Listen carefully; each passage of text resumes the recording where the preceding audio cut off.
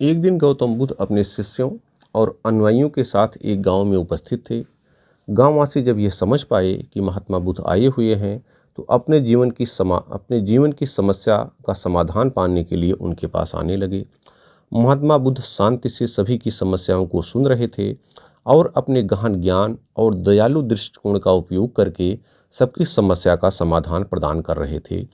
उनकी बातें सुनकर प्रत्येक आगंतुक खुश होकर लौट रहे थे, मानो उनके दिलों में एक नई रोशनी चमक रही हो। उनकी सलाह से लोगों के जीवन को नई ऊर्जा मिली।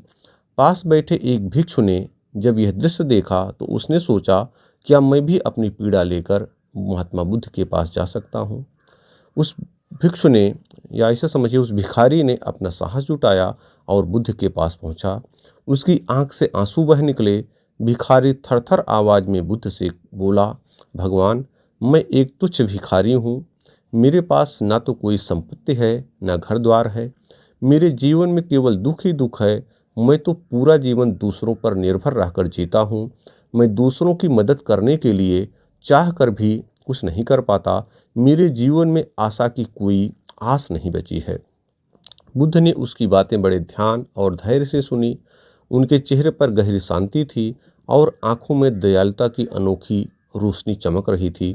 कुछ क्षण की चुप्पी के बाद महात्मा बुद्ध ने मुस्कुराते हुए कहा, आपके शब्द आपका भाग्य बनाते हैं।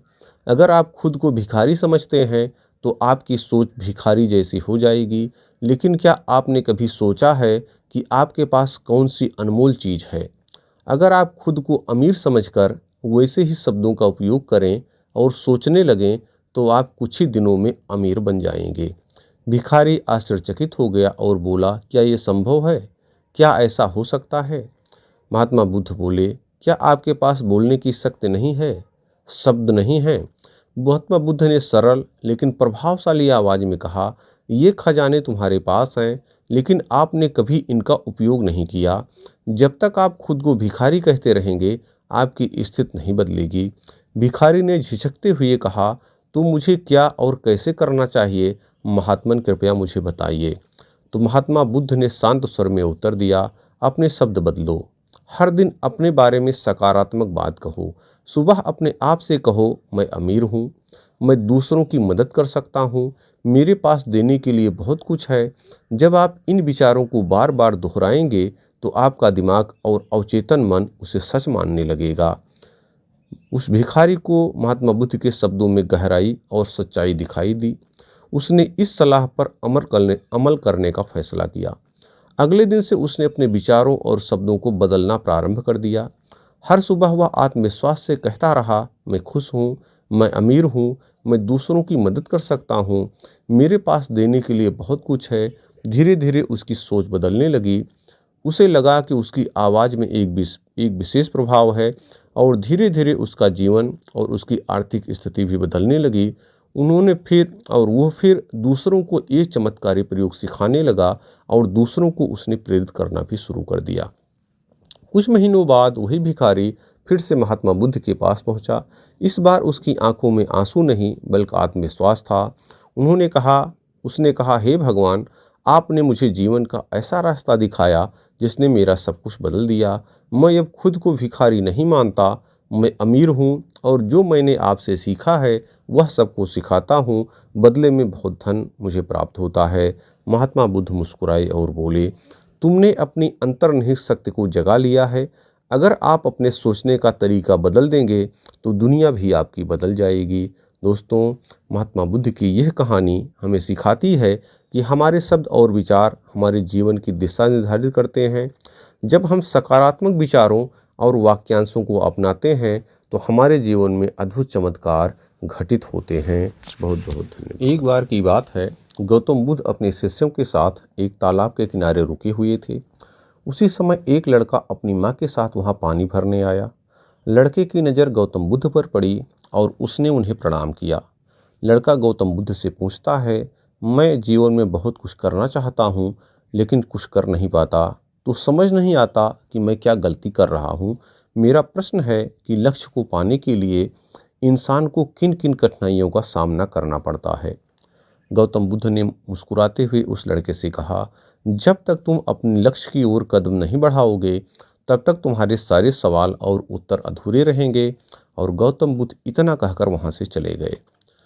गौतम बुद्ध के इन शब्दों ने लड़के को सोचने पर मजबूर कर दिया। उसने सोचा कि गौतम बुद्ध से और सीखने के लिए उसे उनसे दोबारा मिलना चाहिए। अगले दिन वह फिर से तालाब पर पानी भरने आया। तभी उसने देखा कि तालाब में सारे कमल एक साथ खिले हुए हैं। उसे लगा कि यह घटना खास है और इसके पीछे गौतम बुद्ध का आशीर्वाद हो सकता है। उसने एक सुंदर कमल तोड़ा और मन बना लिया कि वह यह कमल गौतम बुद्ध को भेंट करेगा। लड़के ने सोचा, मैं यह कमल लेकर गौतम बुद्ध से मिलूंगा और उनसे अपने सवालों का जवाब लूंगा। उसने अपने सफ़र की शुरुआत की और तेजी से चलना शुरू किया। जब वह रास्ते में आगे बढ़ा तो जंगल के पास पहुंचकर उसका मन घबरा गया। उसने पहले कभी इतना बड़ा जंगल पार नहीं किया था और उसे डर लगने लगा कि अगर वह रास्ता भटक गया तो क्या होगा। अगर जंगल में कोई जानवर उसे मिल गया तो उसकी रक्षा कौन करेगा। ऐसे सवाल उसके मन में बार बार आने लगे। उसी समय उसे एक घुड़सवार मिला। लड़के ने घुड़सवार से कहा, मुझे गौतम बुद्ध से मिलने जाना है, क्या आप मुझे जंगल पार करने में मदद करेंगे। घुड़सवार ने कहा, मैं तुम्हें साथ तो नहीं ले जा सकता, लेकिन मैं यह कमल गौतम बुद्ध तक पहुंचा सकता हूँ। लड़का थोड़ी देर सोचने लगा कि घुड़सवार को कमल देकर सफ़र छोटा कर लिया जाए, लेकिन फिर उसे गौतम बुद्ध की वह बात याद आई, जब तक तुम खुद कदम नहीं बढ़ाओगे तब तक तुम्हारे प्रश्नों के उत्तर अधूरे रहेंगे। उसे समझ आया कि अगर उसने कमल घुड़सवार को दे दिया तो उसका उद्देश्य अधूरा रह जाएगा। यह सोचकर उसने खुद ही सफ़र पूरा करने का निश्चय किया और अपनी यात्रा जारी रखी। थोड़ी देर बाद लड़का एक सुंदर आलीशान कोठी के पास पहुंचा। वहां उसे एक सुंदर लड़की दिखाई दी जो उसे देखकर मुस्कुराई और उसने उसे पानी पिलाया।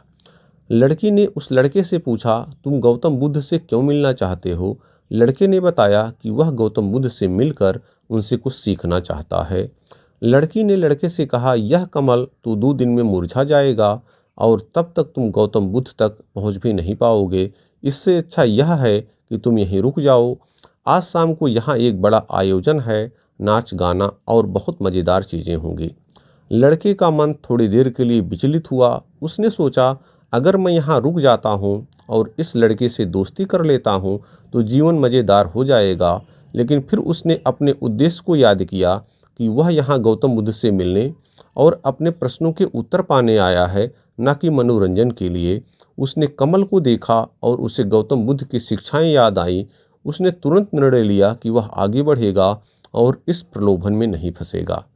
जैसे जैसे लड़का आगे बढ़ता गया, रास्ते में उसे एक बूढ़े व्यक्ति से पता चला कि वह गलत दिशा में चल रहा है।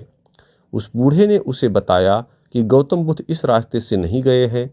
यह सुनकर लड़का निराश हो गया। उसे लगा कि उसकी पूरी यात्रा बेकार हो गई और अब उसे वापस लौट जाना चाहिए। उसके मन में संदेह उत्पन्न हुआ, मुझसे इतनी बड़ी गलती कैसे हो गई, मैं बार बार गलतियां क्यों कर रहा हूँ। लेकिन फिर उसे अपनी माँ की बात याद आई, हर गलती से एक सीख मिलती है।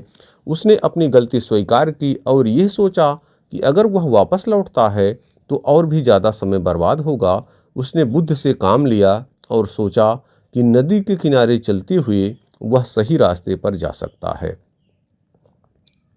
2 दिन की लंबी यात्रा के बाद लड़का आखिरकार गौतम बुद्ध तक पहुंच गया। उसने धैर्यपूर्वक अपनी बारी का इंतजार किया। जब उसकी बारी आई तो उसने गौतम बुद्ध को वह कमल भेंट किया। महात्मा बुद्ध ने मुस्कुराते हुए कहा, यह कमल बहुत सुंदर है, पूरी तरह खिला हुआ है। तुमने इस यात्रा के दौरान बहुत कुछ सीखा है।